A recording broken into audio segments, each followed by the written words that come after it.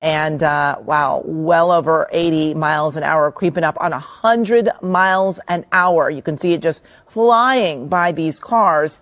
And it is not only dangerous to those other drivers, but certainly dangerous to this motorcyclist.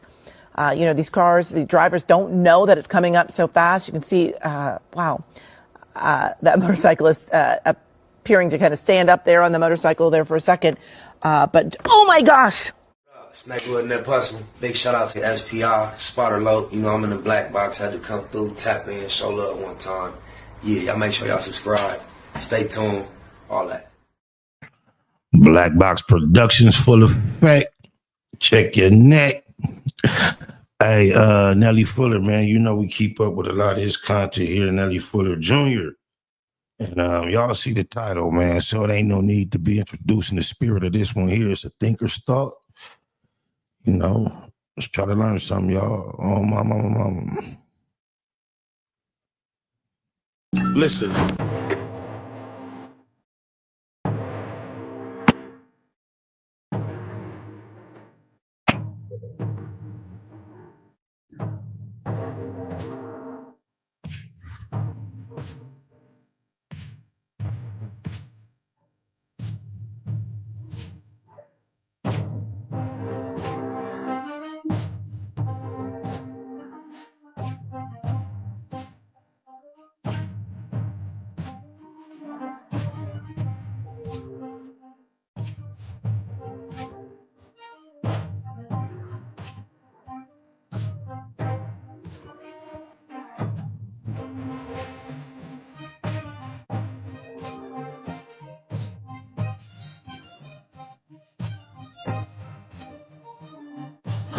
Racism itself is an insane proposition.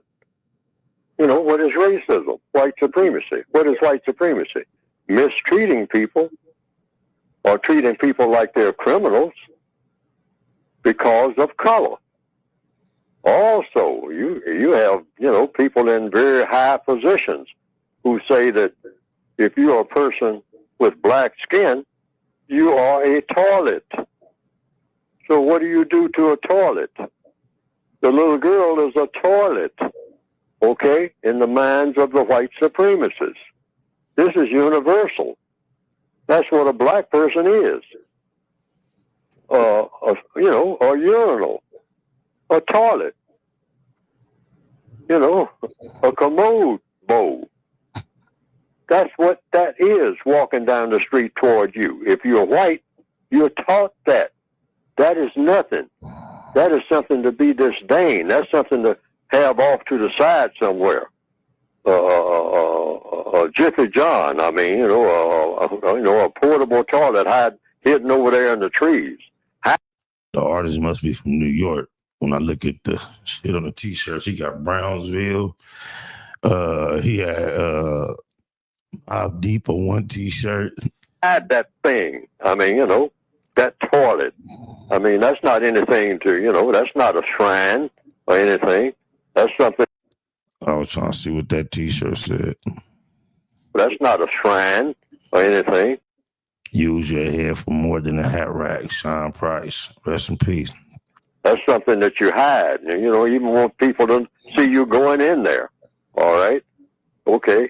That's what these things that we have recognized, we call them, in order to make them feel better, we call them people. See Kimbo Slice? I just look this way. See, that's probably what that shirt say. But that's not what they really are. They are less than animals. Even the animals we bring out and parade in the streets and whatnot and show off. Okay? Is that Snoop Dogg? And we'll do a few of them like that, a few of our chosen ones. But basically, when you're looking at a black person, you are looking at a commode walking down the street. That's what that is. And what do you do to a commode? You treat it like it's a commode. End of story. See, black people have you shit on it. Have to see themselves the way that the white supremacists see us every day when they pass us on the street. Here comes a toilet. That's what that is. A walking toilet. And full of shit. If I have to relieve myself that's the thing that I'm going to do it in. That correlation, I ain't gonna lie, y'all, it's not quite landing, or like I'm gonna relieve myself in that toilet. I don't know. I think he could have picked a little better metaphor. Wow. Whew. In those situations, what can we, or what do we learn, from that, or how are we supposed to interpret that? Interpret it just the way I thought it. I said it. See, when I walk down the street, I think that that's what they're thinking. Okay? But does that make it true? Exactly what they're thinking. Okay. If they're white supremacists, I shouldn't even be in existence. I'm just something that you tolerate in existence. I shouldn't even exist. I shouldn't be walking down the street taking up the sidewalk. That's why sometimes they almost walk right into you. I mean, move. My goodness.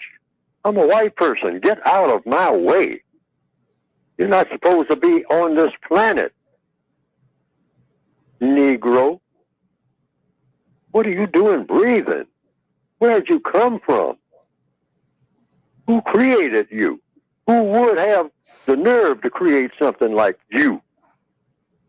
I mean, who would make that kind of mistake? You're nothing but a walking mistake. My God, deliver me. But since you're here, I'll put up with you.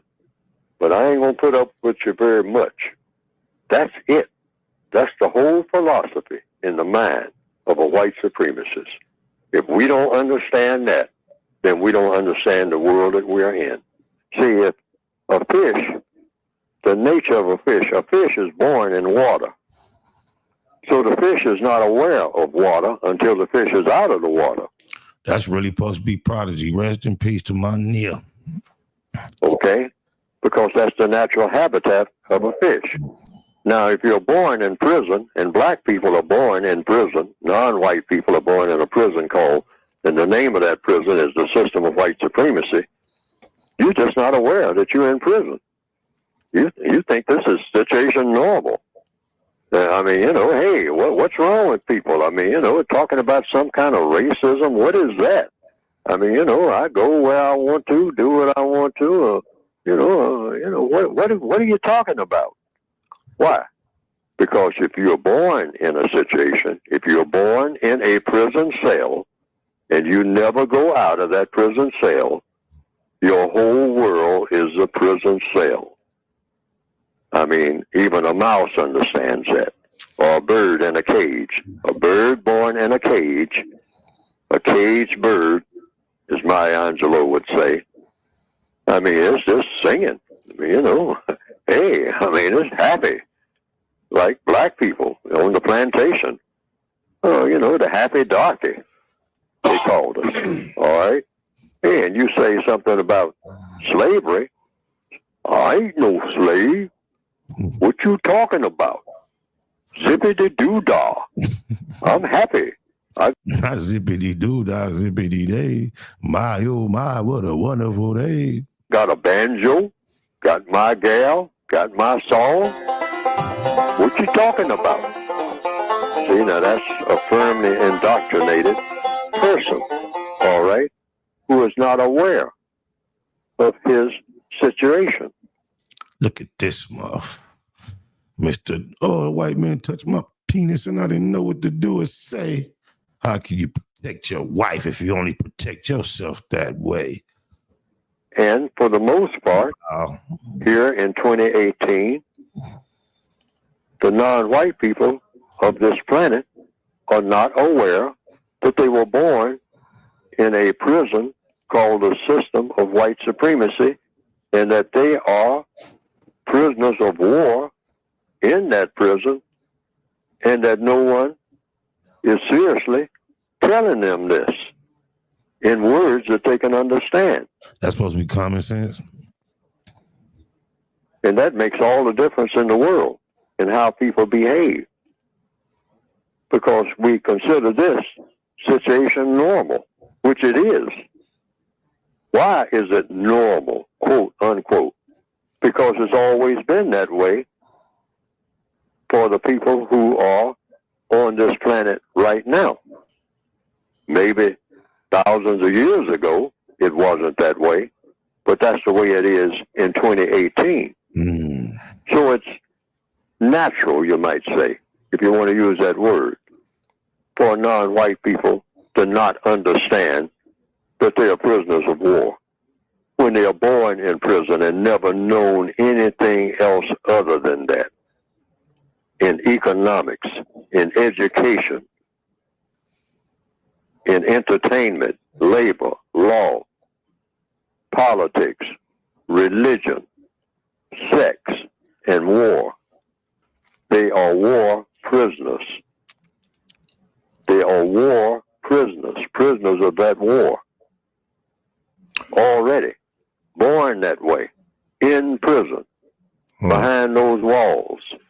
Now, some people have said they've seen some cartoons of my work on the internet. I think it's definitely true that, to a great sense, we lost the idea that we are prisoners of war. I often liken it to us being on the plantation, being out in the field, and we plotting on, man, we got to get up in that house with a machete and cut his throat and take over and move and go through the front of the house and get about this off this plantation. And then as they broke through the back door and sliced the master throat, they started looking around and seeing how nice the house was. And they got satisfied, not realizing everybody out there in the back is not going to be able to fit in this house. The whole objective was to get thrown, to go through Stockholm Syndrome. We get complacent and our affections are adjacent. But shout out to Nelly Fuller Jr. for the inspiration. It's something to think about, y'all. Oh, my mama. Don't let it go over your head and don't play dead and miss what he said. So his grandparents there at your school? Grandparents. You didn't know I was your grandparent? Yeah, I know you were my grandparent. You didn't know Popo meant grandparent? Yeah, I know. You know now, huh? I love you. I love you too. You gotta go get with your, go sit down where you're supposed to sit with your kid. Wasn't that personal? Big shout out to SPI, Spotter Low. You know, I'm in the black box. Had to come through, tap in, show love one time. Yeah, y'all make sure y'all subscribe. Stay tuned. All that.